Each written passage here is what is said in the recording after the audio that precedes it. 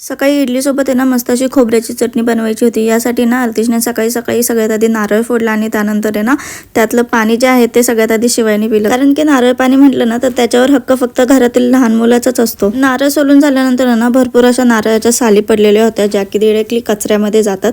तर मी याला अजिबात कचरा नाही म्हणणार, कारण की ना याचा सुद्धा तुम्ही कुठे ना कुठे उपयोग नक्कीच करू शकता। भरपूर दिवसापासून आहे ना मला झाडाच्या मातीमध्ये काहीतरी असं टाकायचं होतं की ज्याने झाडाची खूप छान अशी ग्रोथ होईल। कारण की बऱ्याचदा असं होतं की ना माती भरपूरदा घट्ट रुतल्यामुळे ना वरती झाडाची अजिबात चांगली ग्रोथ होत नाही, मुळे जी आहेत ती पण पूर्णपणे कुजली जातात। आणि यासाठीच ना तुम्ही नारळाच्या सालीचा नक्कीच वापर करू शकता। सगळ्यात आधी जेवढ्या पण नारळाच्या साली होत्या ना त्याचे अगदी मी लहान लहान तुकडे करून घेतले आणि त्याचा उरलेला भुसा जो होता ना तो पूर्णपणे मातीमध्ये मिक्स करून घेतला। त्यानंतर आधीच्या कुंडीमधील रोप काढून घेतलं, त्यामध्ये ना सगळ्यात खाली नारळाच्या सालींचा लेअर लावून घेतला, त्यावर माती टाकून घेतली आणि पुन्हा जे रोपटं आहे ना ते व्यवस्थितपणे लावून घेतलं, जेणेकरून जेव्हा पण झाडाला पाणी घालेल ना ते पाणी डायरेक्टली खाली जाईल, मातीमध्ये अजिबात पाणी जास्त वेळ थांबणार नाही आणि यामुळे ना झाडाची मुळे सुद्धा कुजली जात नाही। सो तुम्ही काय करता तुमची झाडांची चांगली ग्रोथ होण्यासाठी हे कॉमेंटमध्ये नक्की सांगा।